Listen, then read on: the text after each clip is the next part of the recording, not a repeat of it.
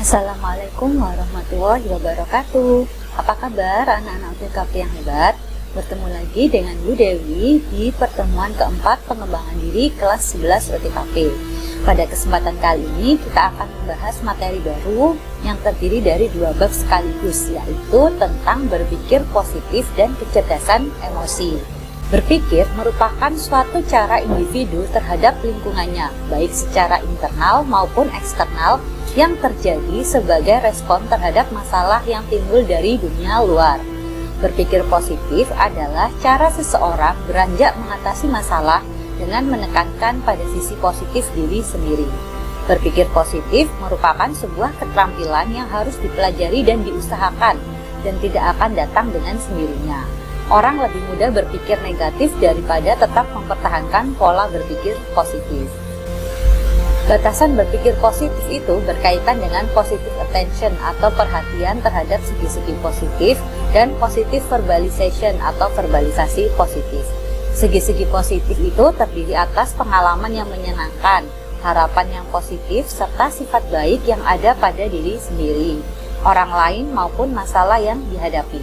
Sedangkan verbalisasi positif terwujud dalam mengekspresikan pikiran maupun perasaan. Individu yang berpikir positif akan tercermin melalui sikap, perkataan, maupun perilaku dalam kehidupannya sehari-hari. Orang yang berpikir positif tentunya akan lebih sehat secara psikologis dibanding individu yang terbiasa berpikir negatif. Ciri-ciri orang yang berpikir positif: merasa dirinya bahagia, memiliki kesimpulan yang positif terhadap dirinya. Lalu ia juga memiliki kepercayaan yang bagus terhadap kemampuannya, mampu membina hubungan positif dengan orang lain, mampu membina hubungan yang harmonis dengan kenyataan, memiliki langkah yang dinamis, serta berusaha untuk terus meningkatkan prestasi hidupnya.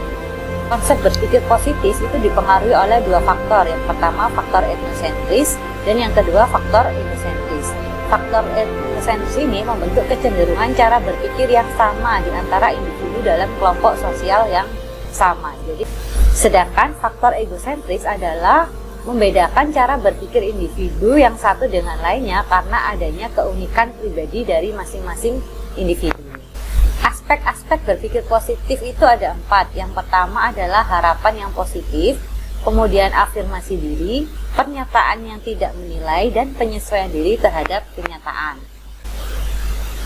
Manfaat berpikir positif diantaranya adalah bisa mengatasi stres, menjadi lebih sehat, percaya diri, bisa mengambil keputusan yang benar, meningkatkan fokus, bisa mengatur waktu lebih baik, bisa lebih sukses dalam hidup, lalu bisa juga memiliki banyak teman, dan pikiran positif itu biasanya menular sehingga menjadi lebih pemberani dan hidup akhirnya menjadi lebih bahagia. Nah, berikut adalah perbandingan efek berpikir positif dan negatif. Jika kita berpikir positif itu biasanya tidak mudah tersinggung, lalu bertanggung jawab pada pilihan yang sudah kita pilih, berpikir sebelum bertindak, cepat pulih ketika mendapatkan masalah, dan aktif mencari penyelesaian jalan masalah. Aktif mencari jalan penyelesaian masalah dan diliputi perasaan emosi positif seperti gembira, riang, seperti itu. Kalau kita berpikir negatif, biasanya kita akan mudah tersinggung, lalu dengan mudah menyalahkan orang lain, cepat marah, mudah memaki, terus suka berlarut-larut dengan masalah, gak bisa move on, pasif, menunggu sesuatu terjadi padanya, lalu sering diliputi emosi yang negatif seperti sedih, marah.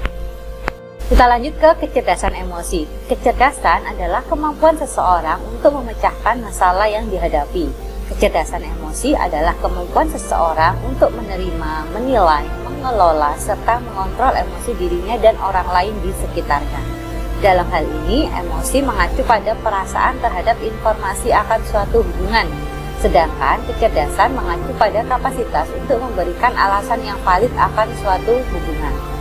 Aspek-aspek kecerdasan emosi yaitu kesadaran diri, pengaturan diri, motivasi, empati, dan keterampilan sosial. Berikut adalah karakteristik individu yang memiliki kecerdasan emosi rendah. Bertindak mengikuti perasaan tanpa memikirkan akibatnya. Dia juga pemarah, bertindak agresif, dan tidak sabar. Lalu memiliki tujuan hidup dan cita-cita yang tidak jelas. Lalu mudah putus asa, kurang peka terhadap perasaan diri sendiri dan orang lain, tidak dapat mengendalikan perasaan dan mood, memiliki konsep diri yang negatif, tidak mampu menjalin persahabatan yang baik, tidak mampu berkomunikasi dengan baik, menyelesaikan konflik sosial dengan kekerasan. Sedangkan karakteristik individu yang memiliki kecerdasan emosi tinggi biasanya mampu mengendalikan perasaan marah, tidak agresif, memiliki kesabaran, memikirkan akibat sebelum bertindak, berusaha dan mempunyai daya tahan untuk mencapai tujuan hidupnya, menyadari perasaan diri sendiri dan orang lain, dapat mengendalikan mood, memiliki konsep diri yang positif, mudah menjalin persahabatan dengan orang lain, mahir dalam berkomunikasi, serta dapat menyelesaikan konflik secara damai. Faktor utama yang mempengaruhi kecerdasan emosional itu ada 3. Yang pertama, faktor genetik atau turun-temurun. Kebiasaan yang turun-menurun itu diajarkan oleh orang tua. Yang kedua adalah faktor lingkungan. Keluarga atau cara asuh orang tua itu merupakan sekolah pertama untuk mempelajari emosi. Dan yang terakhir, faktor pendidikan. Sekolah berperan dalam memberikan pendidikan emosi melalui kurikulum maupun cara pengajaran guru. Esensi pengendalian diri. Pengendalian diri atau self-control adalah kemampuan menangani emosi diri sehingga dapat berdampak positif pada pelaksanaan tugas, peka terhadap kata hati, sanggup menunda kenikmatan sebelum tercapainya sasaran, dan mampu segera pulih dari tekanan emosi. Pengendalian diri merupakan sikap hati-hati dan cerdas dalam mengatur kehidupan, keseimbangan, dan kebijakan yang terkendali. Dan tujuannya adalah untuk keseimbangan emosi, bukan menekan emosi. Karena setiap perasaan mempunyai nilai dan makna. Aspek kontrol diri ada 3. Yang pertama adalah behavior control atau kontrol tingkah laku, yaitu kemampuan untuk memodifikasi keadaan yang tidak menyenangkan. Yang kedua adalah cognitive control atau kontrol kognitif, yaitu kemampuan individu untuk mengelola informasi yang tidak diinginkan. Dan yang terakhir adalah decision making control atau kontrol dalam mengambil keputusan. Kemampuan untuk memilih suatu tindakan berdasarkan sesuatu yang diyakini atau disetujui. Dimensi kontrol diri ada 5. Yang pertama adalah disiplin diri atau self-discipline.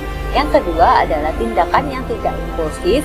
Yang ketiga adalah kebiasaan baik. Yang keempat etika kerja. Dan yang terakhir keterandalan atau keajikan. Jenis kontrol diri itu ada 3. Yang pertama adalah over control, yaitu kontrol diri yang dilakukan secara berlebihan yang menyebabkan individu banyak menahan diri dalam bereaksi terhadap stimulus. Yang kedua, under control, kebalikannya over control ya. Kalau under control ini berarti kecenderungan individu untuk melepaskan impuls dengan bebas tanpa perhitungan yang matang. Yang ketiga adalah appropriate control, yaitu kontrol individu dalam upaya mengendalikan impuls secara tepat. Ciri-ciri orang yang memiliki kontrol diri, yaitu dia mampu mengontrol perilaku atau tingkah laku impulsif yang ditandai dengan kemampuan menghadapi stimulus yang tidak diinginkan. Yang kedua, dia mampu menunda kepuasan dengan segera untuk mencapai keberhasilan dalam mengatur perilaku demi mencapai sesuatu yang lebih berharga. Dan yang ketiga adalah kemampuan mengantisipasi keadaan melalui berbagai pertimbangan secara relatif objektif. Nah, baik, sampai di situ dulu yang bisa Bu Dewi jelaskan. Kita langsung saja ke tugas 3 ya. Kalian buat rangkuman materi tentang berpikir positif dan kecerdasan emosi ini. Rangkuman ditulis di kertas HVS sesuai dengan pemahaman dan kreativitas kalian masing-masing. Pengumpulan file berupa foto diupload di Google Classroom pengembangan diri kelas 11 OTKP di bagian tugas 3 dengan format nama _kelas. Tugas sudah masuk lengkap nilai apabila sudah Ibu beri komentar dan ada feedback nilai yang kalian dapatkan. Apabila ada yang kurang jelas, silahkan bertanya melalui chat pribadi di WA ya. Oke, always do your best, stay safe, stay healthy, stay happy, have a nice day, see you next week. Assalamualaikum warahmatullahi wabarakatuh.